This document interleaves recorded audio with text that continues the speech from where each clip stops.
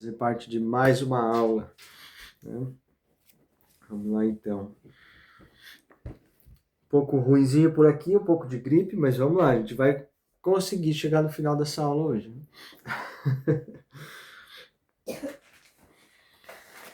Senhor, em nome de Jesus, Pai, neste momento eu quero agradecer, Pai, pela Tua presença, eu quero agradecer, Pai, aqui, porque o Senhor nos concede mais um dia, Senhor, de ensino, mais um dia da leitura da Tua palavra aqui entre os irmãos, ó Deus.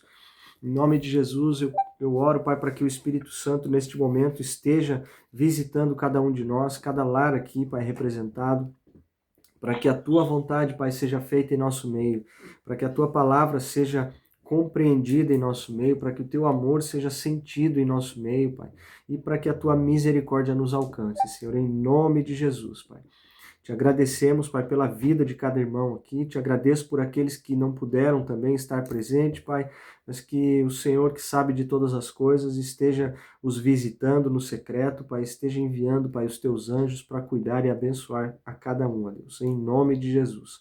Orienta-nos agora nesta aula, Pai, que o teu Espírito Santo esteja na direção dessa leitura, de cada palavra, de cada comentário aqui, Pai, abrindo os nossos olhos e corações para Ti, ó Deus, em nome de Jesus, aqui eu entrego tudo em Tuas mãos, Pai, que seja feita a Tua vontade. Amém e amém. E o Senhor as abençoe, sejam muito bem-vindas aqui. Vamos então dar início, né, a essa aula, dar continuidade ao nosso livro de Romanos. Vamos ver o que Paulo nos ensina aqui um pouquinho mais. Assim como ele ensinou aos romanos, ele nos ensina no dia de hoje também. E capítulo 8, diferente do que eu venho fazendo todos os dias, todas as segundas, eu não, mas aquilo que o Senhor vem nos corrigindo, nos tratando e nos mostrando a cada segunda-feira. Aqui o capítulo 8 eu vou dizer para você, talvez que ele muito rico em ensino, mas ele vai ser um pouquinho mais leve, assim, ele nos traz um pouquinho mais de esperança, como aquela mão que acaricia, né? Diferente da a mesma mão, talvez, mas numa atitude diferente de bater, de corrigir, aquela mão que acaricia e que traz uma direção. É mais ou menos nesse sentido hoje que o capítulo 8 vai seguir. Amém? Então vamos lá. Romanos capítulo 8. Portanto, agora já não há condenação para os que estão em Cristo Jesus. Amém, eu creio nisso, né? Um verso muito lido, um verso muito conhecido, muito utilizado, por assim dizer. Mas é claro que ele tem um complemento, não é só de um verso que se faz um contexto, né? Mas eu creio muito que não há condenação para aqueles que estão em Cristo Jesus. Então, aceitei Jesus ontem, anteontem, não há mais condenação sobre mim, eu posso fazer o que eu bem entender da minha vida, porque agora eu sou livre em Cristo, é isso? Vamos ler o contexto todo, para ver que não é bem assim? Nos traz uma esperança, nos traz um alívio este verso, mas existe um contexto, amém? Portanto, agora já não há condenação para os que estão em Cristo Jesus. Porque por meio de Cristo Jesus, a lei do Espírito de vida me libertou da lei do pecado e da morte. Porque aquilo que a lei fora incapaz de fazer por estar enfraquecida pela carne, Deus o fez, enviando o seu próprio Filho, à semelhança do homem pecador, como oferta pelo pecado. E assim condenou o pecado na carne, a fim de que as justas exigências da lei fossem plenamente satisfeitas em nós, que não vivemos segundo a carne, mas segundo o Espírito. Aqui, né, só para clarear um pouquinho o comentário que eu fiz aqui no início, então aceitei Jesus, não há mais condenação para aqueles que estão em Cristo Jesus, somos livres, fazemos aquilo que nos apetece, aquilo que temos vontade e tudo. E não, porque o verso 5 vai nos reforçar aqui uma outra ideia, e sabendo que aqueles que estão em Cristo são novas criaturas, vimos aqui nos capítulos anteriores que deve-se morrer para o pecado através do batismo entregar o seu corpo à morte para que seja renascido com Cristo, logo então você já não é mais a criatura antiga. Está em Cristo, não há mais condenação em ti. Amém? Cremos nisso, mas como nova criatura você não vai voltar a praticar as mesmas coisas que fazia enquanto velha criatura. Se existe ainda essa prática, tem alguma coisa errada no meio do caminho, alguma coisa não foi compreendida, né? Não há condenação estando em Cristo, mas sendo uma nova criatura vivendo pelo Espírito.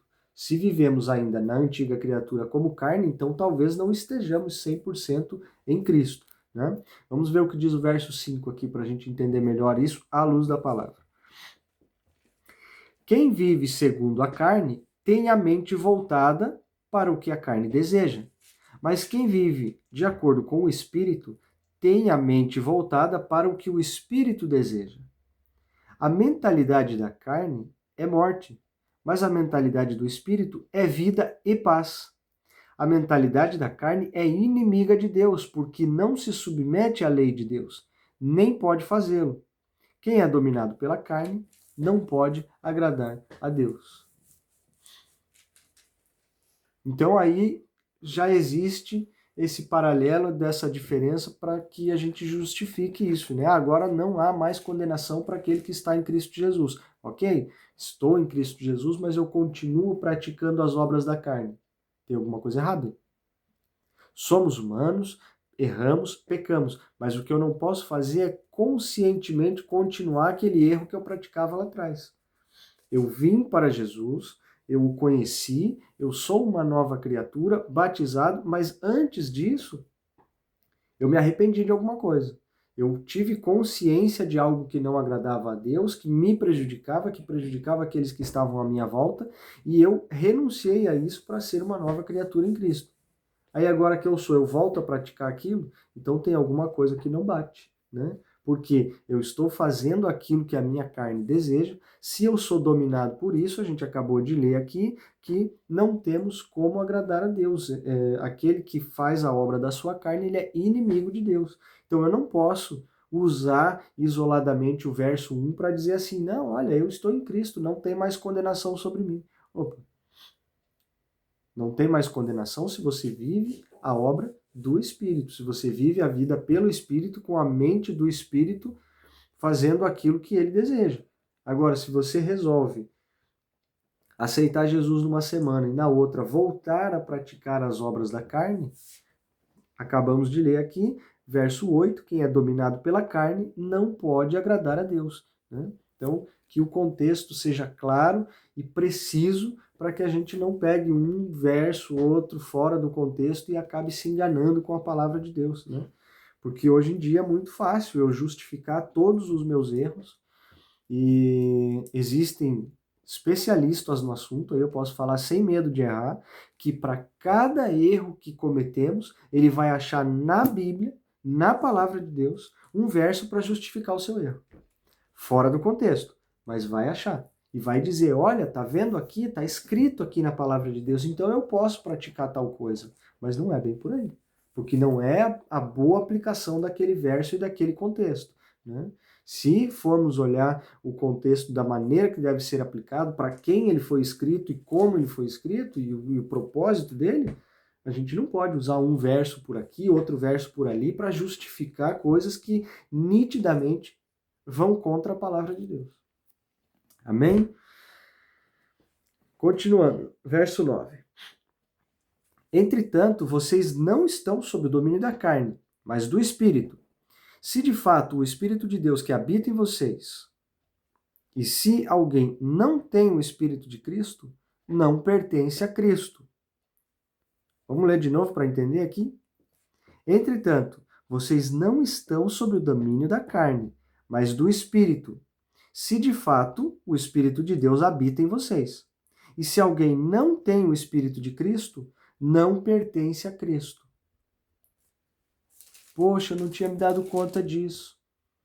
Estou na igreja 7 dias por semana, sirvo no ministério tal, no ministério esse, aquele outro e tal. Eu sou um filho de Deus. Não, você está sobrecarregado de função que te colocaram, mas se você não tem o Espírito de Deus, não é por passar 7 dias dentro da igreja que você pertence a Cristo. Uma coisa não tem nada a ver com a outra. Entendem aqui? Paulo, em nenhum momento, ele nos ensinou aqui, entre todos os capítulos que a gente já leu, mesmo o livro anterior que estudamos, o livro de Atos, ou mesmo nos evangelhos, tendo o exemplo de Jesus. Nenhum deles nos ensinou que seremos salvos e seremos chamados filhos de Deus pela quantidade de tarefas que desenvolvemos em nome de Deus. Trabalhar nesse sentido, nos sobrecarregarmos de tarefas em nome de Deus, ou frequentar lugares astronômicos com um número exorbitante de pessoas, não nos faz filho de Deus. Falar palavras fora de contexto, um linguajar crentez, por assim dizer, não me faz filho de Deus.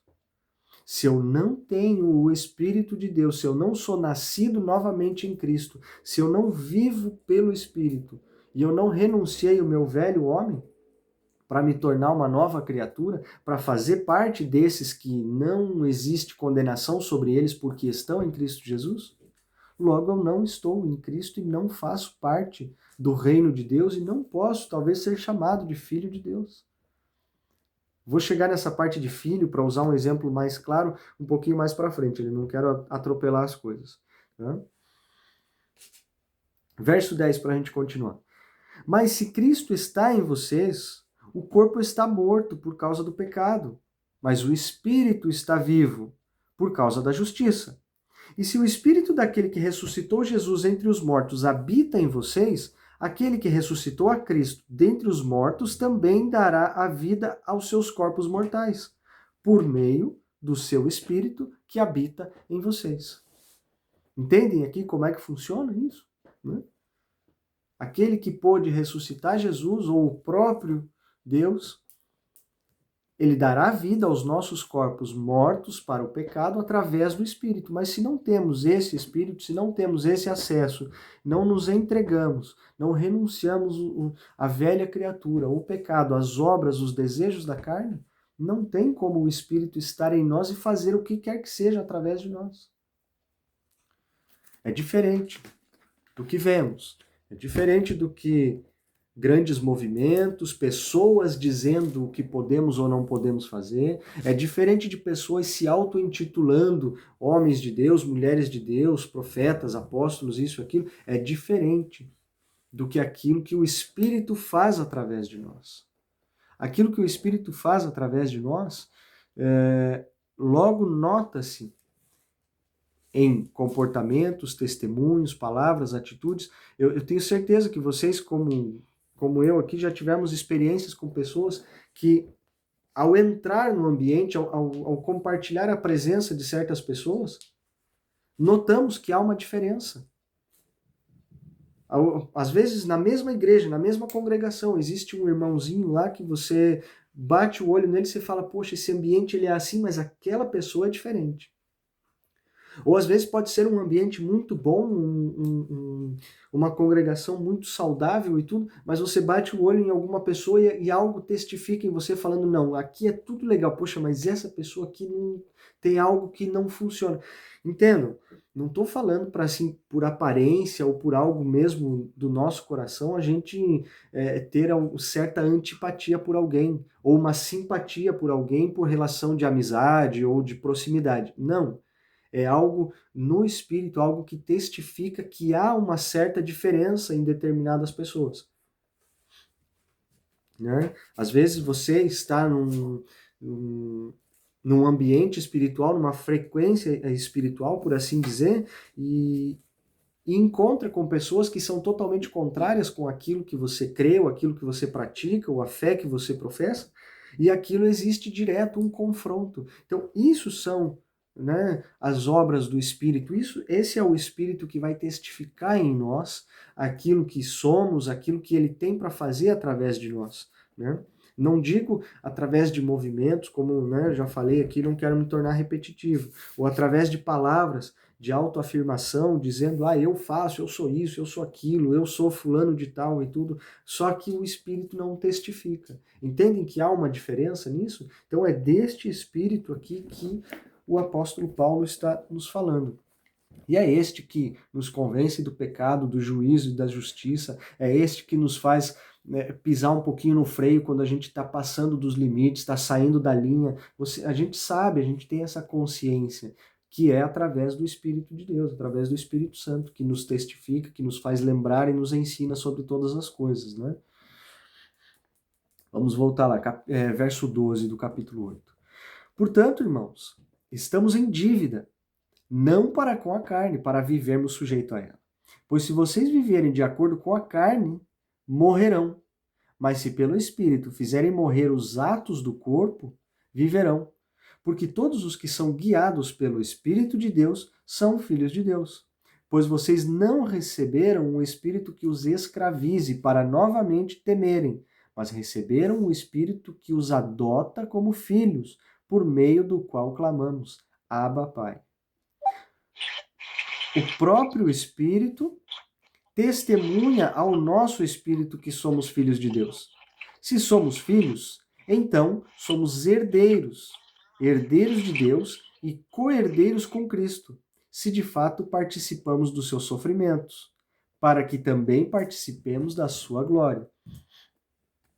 Então aqui é um pouquinho também o complemento daquilo que eu acabei de falar sobre sermos chamados filhos de Deus ou não. Né? Aqui entendemos que através desse Espírito somos adotados, né, pelo Abba Pai. Nos tornamos então filhos de Deus quando recebemos o Espírito de Deus em nós. Temos assim a possibilidade de sermos chamados filhos. E desta forma, como filhos de Deus e participante deste reino e tendo o Espírito de Deus em nós, seremos então herdeiros deste reino com Cristo. Mas notem que aqui no final a gente tem a tendência de olhar para a parte interessante, a parte boa, né, a parte que nos cabe, seremos então herdeiros do reino de Deus. Uau, que legal, bacana, poxa, eu tenho parte então neste reino porque eu sou chamado filho de Deus. Mas eu vou ser co-herdeiro deste reino com Cristo. Mas o final do verso aqui a gente não pode deixar de fora. Se de fato participamos dos seus sofrimentos, para que também participemos da sua glória. Opa, eu quero participar de um reino onde não haverá choro e nem ranger de dentes, onde haverá alegria, não haverá sofrimento, onde as ruas serão de ouro. Para que eu participe também desta glória. Só que eu não posso esquecer que para chegar lá eu tenho que trilhar o mesmo caminho que trilhou Jesus e participar também dos seus sofrimentos. Terei também que ser bendito, como a palavra nos diz, como aqueles que serão benditos quando caluniados, quando envergonhados, quando entregues às autoridades pelo seu nome. Mas essa parte é dura, essa parte é difícil, essa parte a gente não quer, né? Eu quero ser herdeiro. Falamos aqui agora da nossa terra presente aqui, né? Dos nossos dias. Eu quero talvez herdar algo da família que tem posses e riquezas e tudo. Poxa, quem sabe? Só que não esqueça que para você herdar algo de alguém, você tem que perder alguém muito querido. Né? Poxa, é uma herança, é isso e aquilo, eu vou talvez me beneficiar disso. Só que para você se beneficiar disso, você vai ter que perder alguém. Um sofrimento tem que dividir esse caminho. O que é mais importante? É aquele benefício que você vai ter ou o sofrimento ele não é tão doloroso assim? Né? Então, se a gente pensa nesse sentido, se a gente pensa nos nossos dias atuais, o dinheiro para mim não vale muita coisa, sabendo que eu vou ter que perder alguém para ter algum benefício. Né? O reino de Deus, a gente não tem essa opção de dizer assim, poxa vida, então eu não quero herdar esse reino porque eu não quero o sofrimento. Tudo bem, você pode ter essa escolha também. Só que a palavra de Deus nos diz que a partir do momento que nos entregamos a Cristo, que recebemos o seu Espírito e somos chamados filhos de Deus, nós não temos outro caminho. Porque Jesus ele nos disse que ele é o caminho, ele não é uma opção de caminho para você chegar ao Pai e herdar algo, ele é o caminho. Então você tem que passar por esta trilha, você tem que trilhar este caminho para poder chegar neste benefício, neste reino, nesta glória. Então, o sofrimento, ele é inevitável. A gente não vai viver a vida procurando isso. Só que hoje não podemos ler a palavra de Deus, entender a palavra de Deus e queremos ser participantes dessa glória, mas nos excluirmos desse sofrimento. Porque isso foi ensinado por Cristo. Isso está escrito que será assim nos próximos dias. Então a gente não pode cair no conto de fadas que está sendo contado hoje, sendo chamado de evangelho, que a gente só vai ter benefícios, riquezas, que Deus vai nos honrar e os valores estão sendo invertidos. Não estou aqui pregando sofrimento para vocês, mas temos que ser, no mínimo, coerentes. E vamos ler um pouquinho mais para frente aqui o que Paulo fala a respeito disso também. Né? Senão fica só eu aqui trazendo exemplos e exemplos, mas o maior professor aqui escreveu este livro e além dele ainda, melhor professor do que aquele que escreveu este livro é o Espírito Santo, que nos testifica sobre todas as coisas, nos faz lembrar e nos ensina. Verso 18, vamos dar continuidade a esses tais sofrimentos, para a gente ver aonde que isso termina. Considero que os nossos sofrimentos atuais não podem ser comparados com a glória em que nos será revelada. Então imagina, Paulo passando por tudo que ele já passou e ainda vai passar coisas piores aqui pela história, e ele ainda nos diz, ele nos dá essa dica. Considero que os nossos sofrimentos atuais não podem ser comparados com a glória que em nós será revelada. A natureza criada aguarda com grande expectativa que os filhos de Deus sejam revelados, pois ela foi submetida à inutilidade, não pela sua própria escolha, mas por causa da vontade daquele que a sujeitou, na esperança de que a própria natureza criada será libertada da escravidão, da decadência em que se encontra, recebendo a gloriosa liberdade dos filhos de Deus. Sabemos que toda a natureza criada geme até agora, como em dores de parto. E não só isso, mas nós mesmos, que temos os primeiros frutos do Espírito, gememos interiormente esperando ansiosamente a nossa adoção como filhos, a redenção do nosso corpo, pois nessa esperança fomos salvos. Mas esperança que se vê não é esperança. Quem espera por aquilo que está vendo? Mas se esperamos o que ainda não vemos, aguardamo-lo pacientemente. Da mesma forma, o Espírito nos ajuda em nossa fraqueza, pois não sabemos como orar, mas o Espírito intercede por nós com gemidos inexprimíveis, e aquele que sonda os corações conhece a intenção do Espírito, porque o Espírito intercede pelos santos de acordo com a vontade de Deus.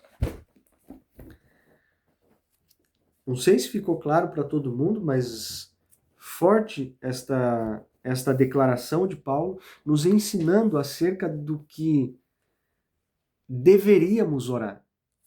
Porque o Espírito intercede por nós com gemidos inexprimíveis, quer dizer, ele fala por nós, ele pede a Deus que Deus manifeste a sua glória, que ele venha até nós, que ele atenda às nossas necessidades. Porque o Espírito fala por nós quando praticamos a obra de Deus, para que Deus venha atender aquilo que necessitamos no nosso espírito. O que, por outro lado, nós como seres humanos limitados e... me fugiu a palavra? Individualistas e egoístas. Voltou a palavra. Nós, na nossa limitação e no nosso egoísmo, quando abrimos a boca para orar, oramos grande parte das vezes pela nossa carne, pedindo aquilo que queremos, pedindo aquilo que vemos, pedindo aquilo que queremos ver mais perto de nós. Enquanto o Espírito ora por nós, o Espírito pede e intercede com gemidos inexprimíveis, como diz aqui Paulo, intercede a Deus por essa esperança, daquilo que não vemos. E nós normalmente pedimos aquilo que estamos, se não estamos vendo, mas pedimos aquilo que conhecemos, que venha mais próximo a nós. Temos essa tendência de pedir aquilo que temos vontade, aquilo que temos necessidade na hora. Não necessariamente aquilo que deveria ser pedido. Então, muitas das vezes, irmãos, por falta de conhecimento dessa palavra, por falta de uma entrega total ao Senhor, nós acabamos pedindo de acordo com o nosso coração, de acordo com a nossa vontade. E o Senhor, ele não está aqui para servir o nosso coração. Por isso que devemos entregar as nossas aflições, os nossos agradecimentos, as nossas petições em forma de espírito a Deus. Porque não adianta orar com palavras bonitas, não adianta a oração de 40, 50 minutos, uma hora e meia, enfeitando tudo, porque acabamos de ler aqui no verso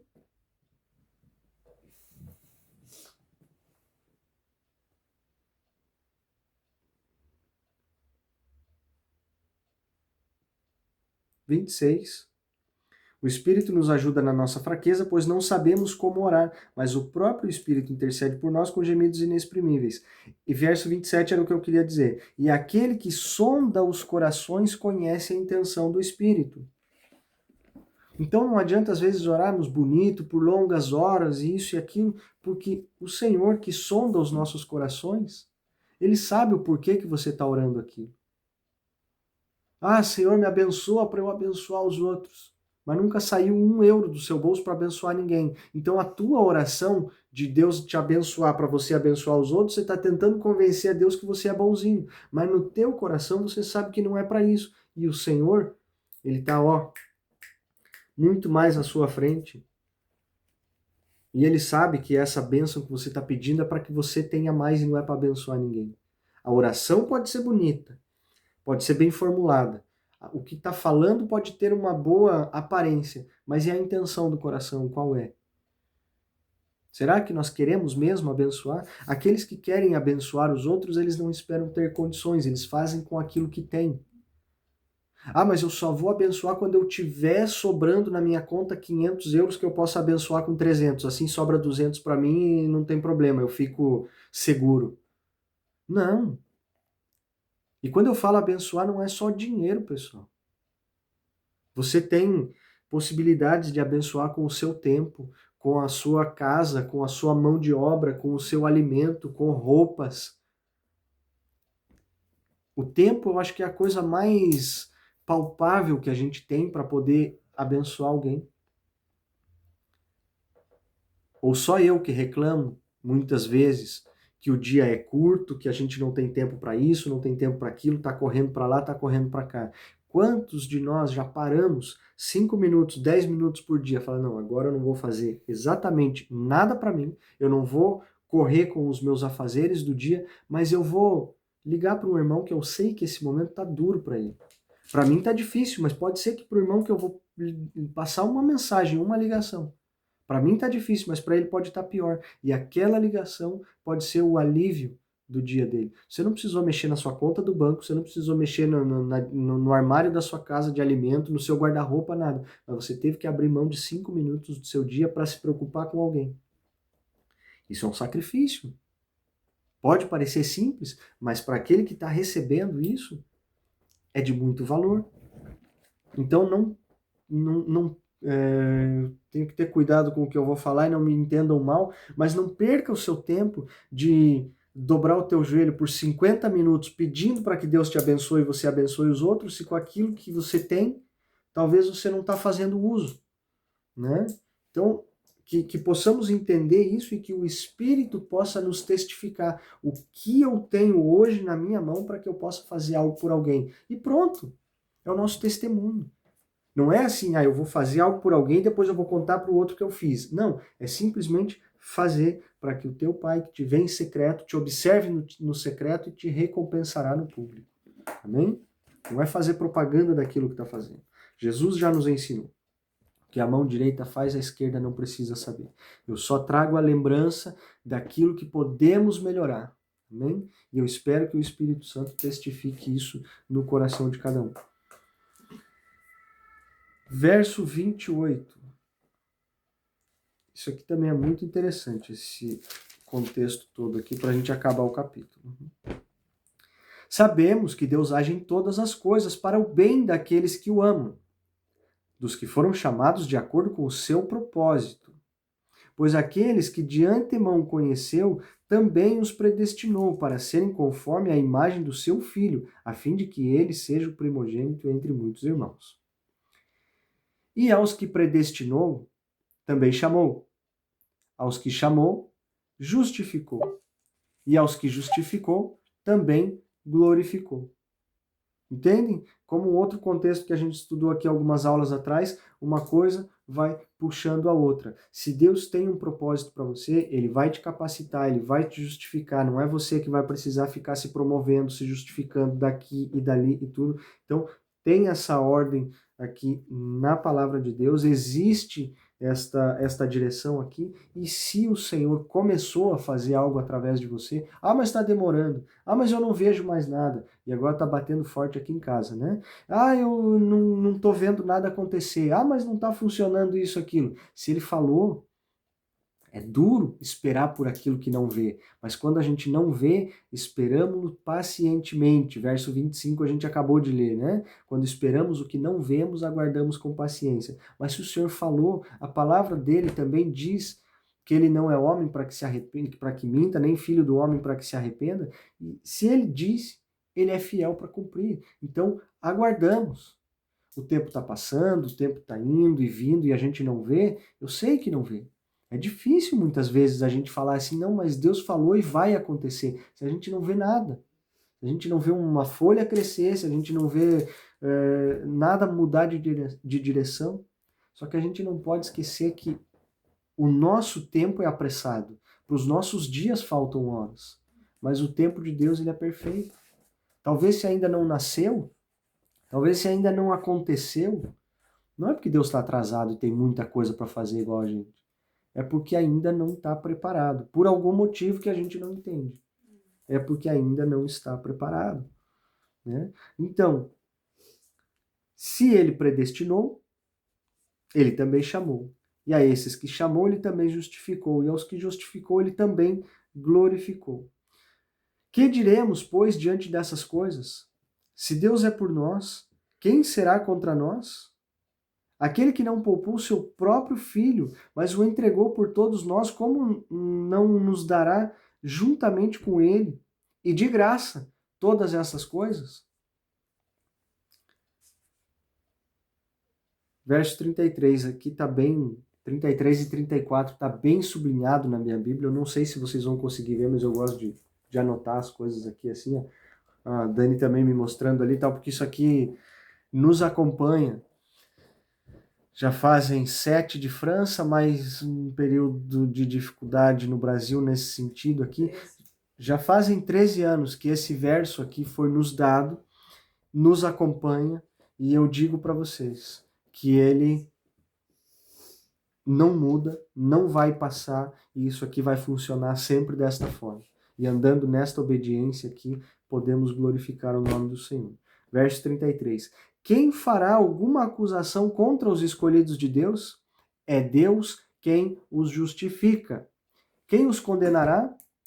Foi Cristo, Jesus, que morreu. E mais, que ressuscitou e está à direita de Deus e também intercede por nós. Irmãos, não foi o fulano que está te criticando que morreu por você e nem vai morrer. Não é você que está fazendo o teu caminho, está trilhando aquilo que Deus te chamou, não é você que vai morrer por aquele fulano. Então, foi o Senhor que fez, é Ele que justifica. Foi Ele que deu a direção, é Ele que vai dar conta depois. Se andarmos na obediência, assim como vimos lá no início do capítulo. Quem vive segundo a carne, caminha para a morte. Quem vive segundo o Espírito, caminha para a vida. E o Espírito de Deus está em nós, fazemos a obra do Senhor, e é Ele, aqui no verso 33, que acabamos de ler, que vai nos justificar a respeito desta obra. Se Ele nos dá um caminho, nos dá uma direção, cabe a nós obedecermos. Ah, mas Senhor, não faz sentido nenhum. Claro que não faz. Se fizesse sentido, era a tua lógica funcionando. E se ele falou, ele é fiel e justo para cumprir e para terminar a boa obra que ele começou. Verso 35. Quem nos separará do amor de Cristo? Será tribulação, angústia, perseguição, fome, nudez, perigo ou espada? Como está escrito. Aqui ele volta, né? Fazer um link lá com Salmos 44, né? A gente não pode esquecer sempre dessa ligação Antigo e Novo Testamento lá. Verso 36 vai nos dizer assim: como está escrito, por amor de ti enfrentamos a morte todos os dias. Somos considerados como ovelhas destinadas ao matadouro. Nossa, mas os pastores atuais aí não estão prometendo céus e terras e riquezas e bênçãos. E aqui a palavra de Deus está dizendo que eu sou como uma ovelha destinada ao matadouro. Que negócio é esse? Eu entendo por que eles têm milhares de seguidores e aqui o nosso grupo não é numeroso. Eu entendo. Só que a partir do momento que a gente procura a Cristo, a gente segue o que está aqui. Eu não posso seguir promessas que vão inflar o meu ego ou correr atrás ou até prometer para vocês aqui para trazerem mais pessoas que aqui é mais leve. Ou aqui o dízimo é mais barato e eu parcelo. Não posso fazer isso com a palavra de Deus.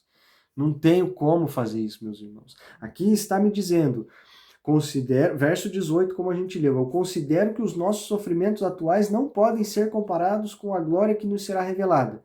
Quer dizer, eu espero uma glória que será revelada, não fala em nada material, não fala em nada benéfico para os meus olhos, mas eu sei que ela será maior do que os meus sofrimentos de hoje. Então, quer dizer, eu vou ter sofrimento, mas eu tenho uma esperança lá na frente, de uma glória, não é de nada material. Aí aqui no finalzinho do capítulo a gente vai vendo que nós somos considerados como ovelhas destinadas ao matadouro. Perdão, meus irmãos, mas aqui o negócio está tomando um rumo e eu não posso deixar de falar. Não posso deixar de questionar. Que evangelho medíocre, fajuto e barato é esse que está sendo vendido hoje? Que está muito longe disso que a gente estuda, que está muito longe disso que a gente lê. E eu não posso, como Paulo vai nos ensinar daqui a pouco, a gente não pode se conformar com os prazeres dessa terra, com o rumo que as coisas estão tomando. Não posso me conformar com essas coisas. Porque senão, a grosso modo aqui, não quero detalhar tudo isso e fugir do contexto, mas senão, se eu me vendo para este evangelho que está sendo comercializado hoje, todo esse sacrifício que me foi ensinado aqui de Jesus, os 3 anos que ele praticou o seu ministério de ensino e tudo, e a sua morte, o seu sofrimento naquela cruz, eu estou anulando tudo isso. Estou jogando tudo isso fora para viver os prazeres da minha carne. E aí eu olho para o início do capítulo 8, dizendo que se eu pratico as obras dessa carne, se eu me dou ainda para essas obras da carne, eu estou destinado à morte? Que evangelho que eu estou aprendendo ou qual evangelho eu estou ensinando aqui? Eu não posso me afastar disso que a palavra me diz. Amém? Verso 37. Mas em todas estas coisas somos mais do que vencedores por meio daquele que nos amou. Pois eu estou convencido de que nem a morte, nem vida, nem anjos, nem demônios, nem o presente, nem o futuro, nem quaisquer poderes, nem altura, nem profundidade, nem qualquer outra coisa na criação será capaz de nos separar do amor de Deus que está em Cristo Jesus, nosso Senhor. Imagina! É legal, né? Romanos 8, aqui a gente acabou só esse capítulo, mas só nesse capítulo aqui, que, diga-se de passagem, é muito especial todo esse ensino aqui, com relação a tudo que a gente já aprendeu aqui, eu sei que tem muito ensino, mas só o capítulo 8 já nos faz voltar para uma boa conduta da palavra de Deus. Porque se eu pego isoladamente o verso 1 e eu digo assim, e vou pregar por aí afora, portanto, agora já não há condenação para os que estão em Cristo Jesus. Pum, acabo aqui, pronto. Nossa, eu vou fazer muita gente feliz. Eu vou fazer muita gente me seguir achando que eu tenho a fórmula mágica da paz e da alegria. Aqui, ó, mais o meu cérebro funcionando aqui, né? Me dando a dica de que o verso 33 vai falar no mesmo sentido, né? Verso 31, perdão. Se Deus é por nós, quem será contra nós? E tudo. Então você imagina, se eu pego só isso fora de contexto, funciona para muita gente, porque assim tem muita gente carente hoje esperando uma palavra de conforto, de consolo, que vai dizer assim: não, Deus vai resolver o teu problema, Deus vai exaltar você no meio da tua tristeza, Deus vai isso, vai aquilo, vai aquele outro, como se Deus fosse assim um simples mordomo, ó, vem aqui, faz isso para mim, faz aquilo para mim, faz aquele outro para mim e tudo. Mas somente aqui no capítulo 8 a gente tem quanto ensino e que já nos guia nesse caminho. Não há condenação, beleza? Não há. Para aqueles que estão em Cristo Jesus, sim, mas tem que estar em Cristo Jesus. Tem que fazer parte da sua nova vida, tem que fazer parte do seu sofrimento, do seu ensino. Tem que se submeter a isso, tem que abrir mão dos prazeres da carne, tem que abrir mão de muita coisa, deixar para trás e tudo, né? Somos entregues à morte todos os dias, porque a cada dia que nos acordamos, que começamos uma nova etapa da nossa vida, um novo dia que enfrentamos, temos que renunciar a muitas coisas, temos que matar a nossa carne para vivificar o nosso espírito. Então aqui a gente já vê, opa, não é só assim, não é só essa alegria toda ou só essa graça toda que nos envolve, né? E enquanto estamos em Cristo Jesus, lemos aqui no verso 38 que Paulo vai nos dizer que deveríamos estar convencidos de que nem morte, nem vida, nem anjo, nem demônio, nem presente, nem passado, nem futuro ou qualquer poder. Aqui a gente já cai numa pedra de tropeço imensa aqui, né? Ah, nem morte, nem vida, nem isso, nem aquilo, tal. Ou nem quaisquer poderes, nem altura, nem profundidade, poderia ser capaz de me afastar do amor de Cristo Jesus. Entramos na igreja ontem, uma semana depois temos um cargo, né? Que hoje ter cargo na igreja é moda. Enquanto mais alto você estiver subindo, mais perto de Deus você está. Parece um plano de carreira empresarial, né? Você tem um ano de igreja, você está em determinado nível, com 2 você sobe, com 3, com 5, 10 anos de igreja você está acima de Deus. E está tudo certo. E onde é que ficou Jesus? Onde é que ficou o evangelho? Onde é que ficou a humildade e o aprendizado? Aí chega aqui, né? Nem quaisquer poderes poderão me afastar do amor de Cristo. Então eu negocio isso, né? Poxa, eu comecei por Cristo e com Cristo. Mas daí as coisas foram acontecendo, as oportunidades foram vindo e tal. Então hoje eu sou apegado ao título, ao cargo, à posição, à placa ou qualquer coisa que seja. Mas aí a gente lê Romanos 8 e fala assim: olha, eu estou convencido que nem isso, nem aquilo, nem aquele outro pode me afastar ou me separar do amor de Deus que está em Cristo Jesus.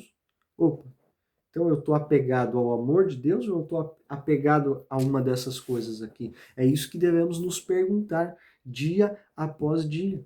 Qual é a nossa prioridade? O que nos faz caminhar com Cristo ainda nos dias de hoje? As oportunidades que temos?